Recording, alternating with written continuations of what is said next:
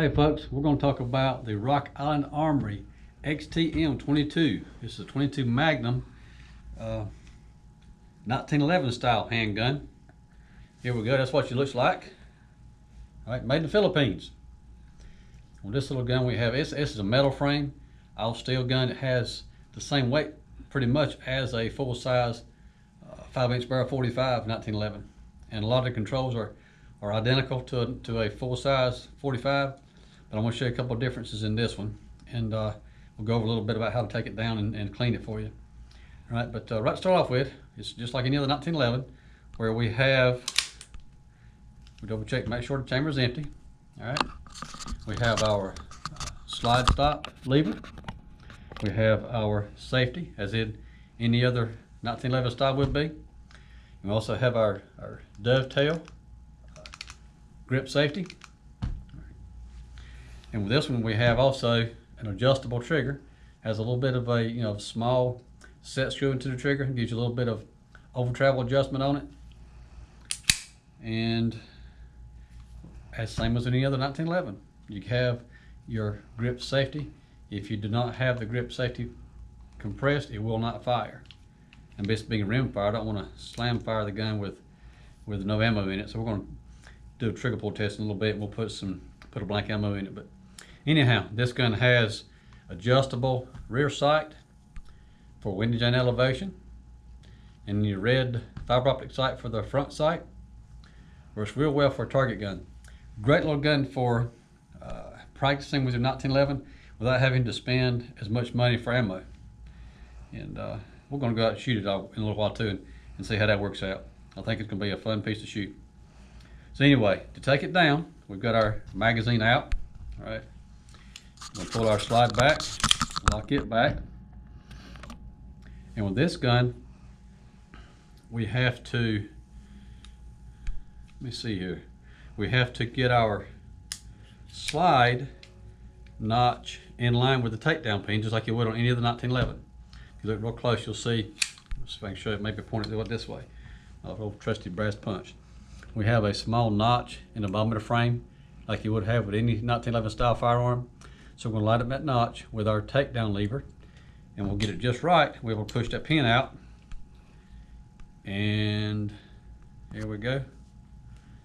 We've got that notch pretty close to where it needs to be. All right, push it out, and I can grab it and pull it out this way if I hold my fingers just right. Well, let's use a punch. Maybe that'll help me a little bit. So this is a new gun. It's going to be a little bit stiff, I think. There we go. See? Just had a little help with the tools here. Let the slide go, and comes right off the front. I got it. And with this, we'll not have to worry about capturing the recoil spring like we would on a standard 1911 model, because of 22 Magnum design, it's a little bit different. But that being the case, what I want to show you now is something that's a little bit different than your standard 1911. You have a much smaller recoil spring. This is a double spring here, and to get the barrel out and go ahead and field strip it to get it clean, we're going to pull the guide rod and spring out of this locking lug, I believe that's what it's called, in the bottom of the barrel liner. This actually has a barrel liner in it. We'll pull this out. If I pull this back, what I figured out too in reading the manual on this thing, actually, you're better off to get you maybe a clamp. In my case, I've got a pair of pliers here that are flat jaw. They have no teeth on them to scar anything. They're just flat pliers. And I'm gonna pull this back enough to get it out of engagement with the barrel. As soon as you pull that out, the barrel falls right off the top of the frame. Ain't that cool?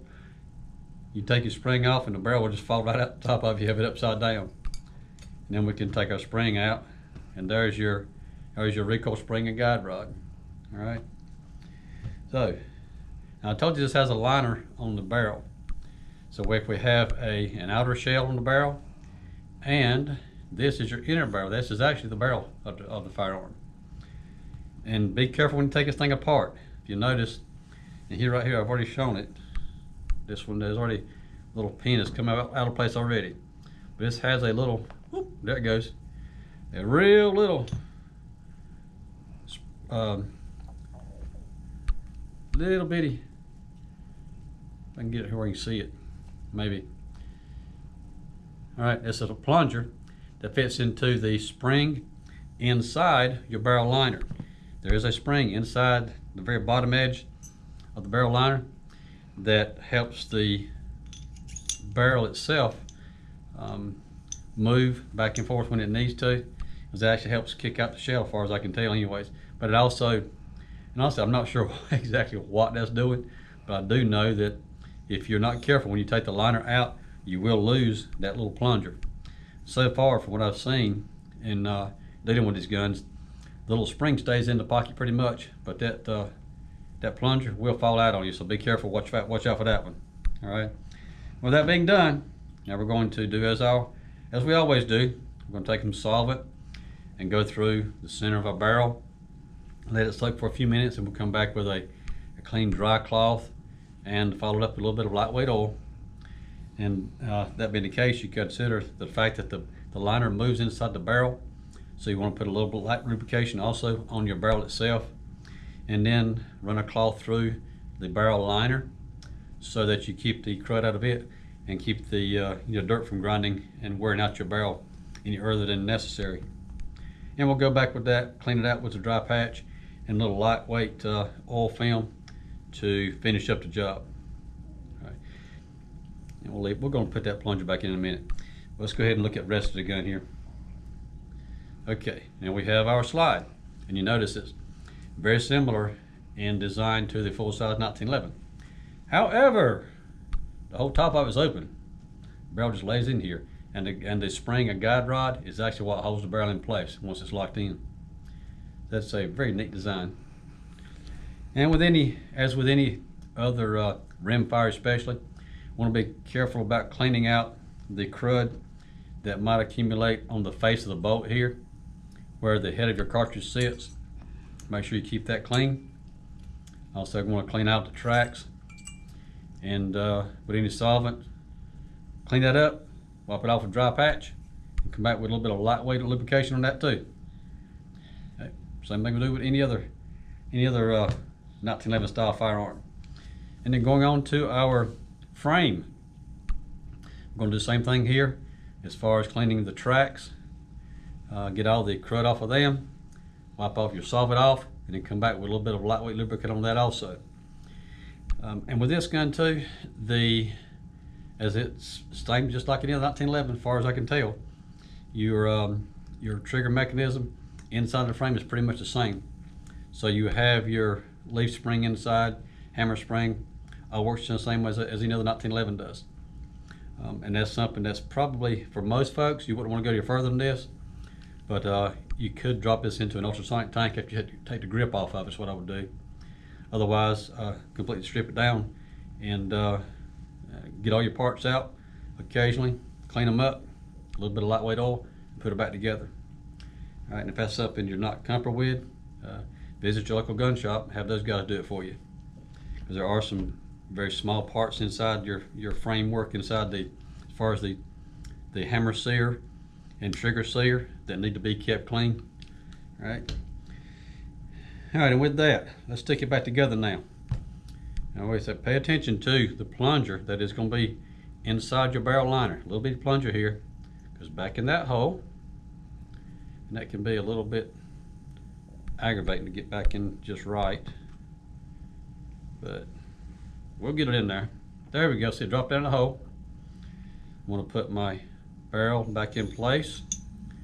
As long as I have the barrel back down, now the plunger's not going to come out again. All right.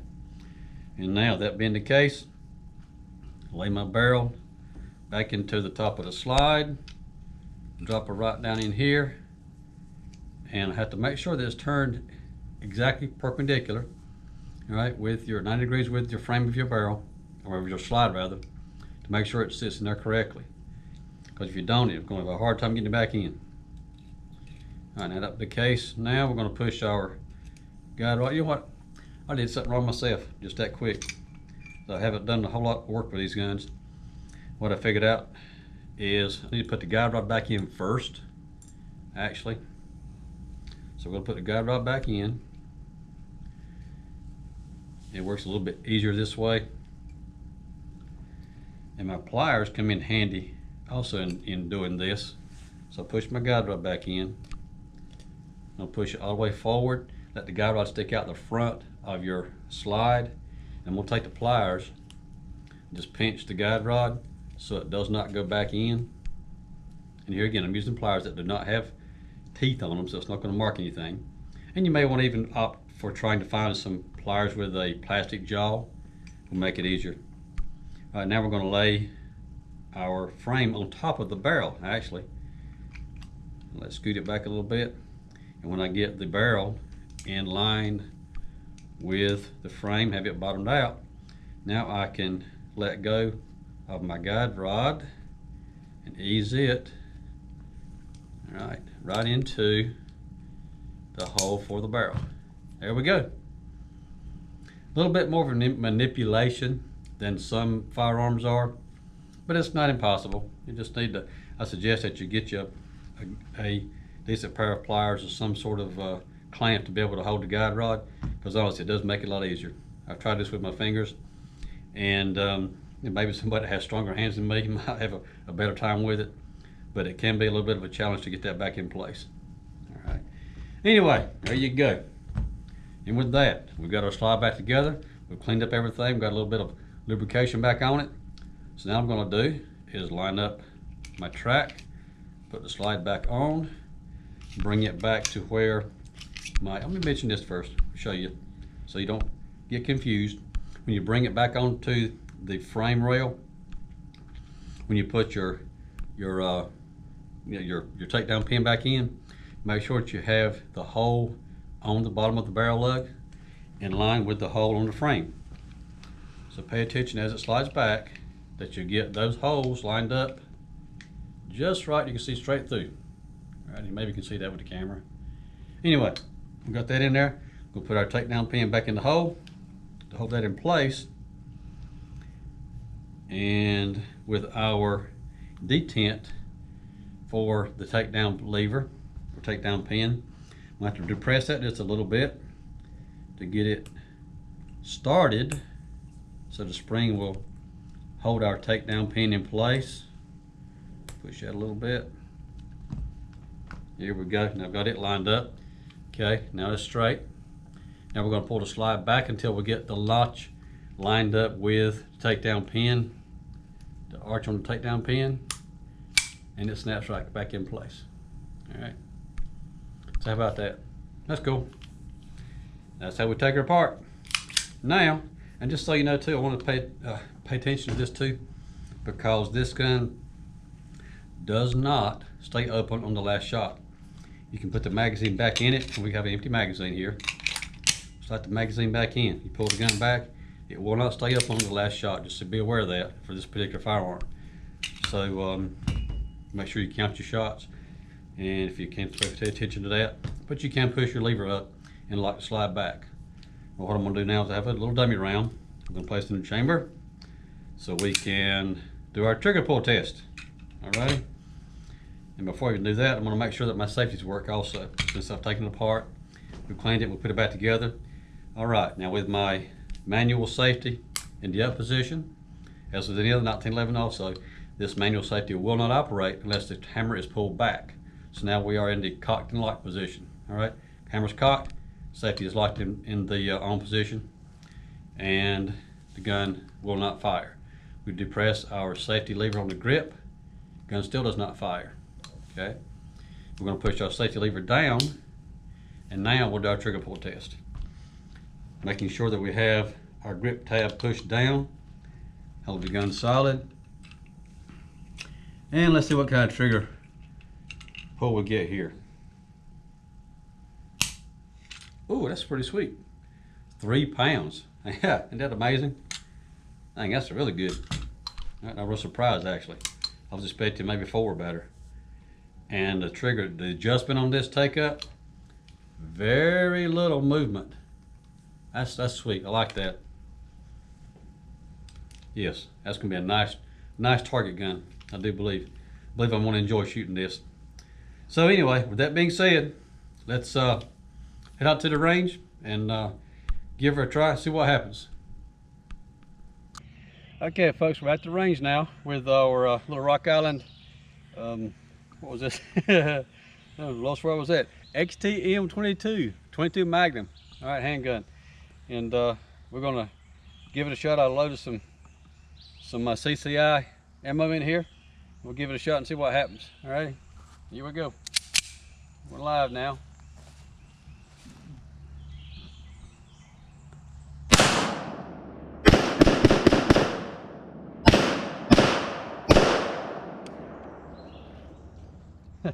Dang, man.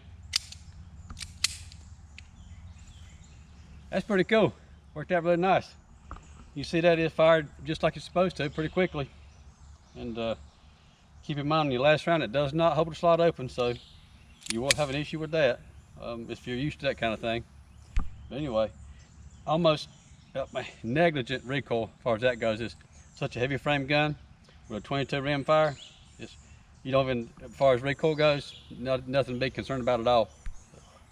Anyhow, I like this little gun. The sights are really easy to pick up between the white dots in the back, red, orange in the front. Works good.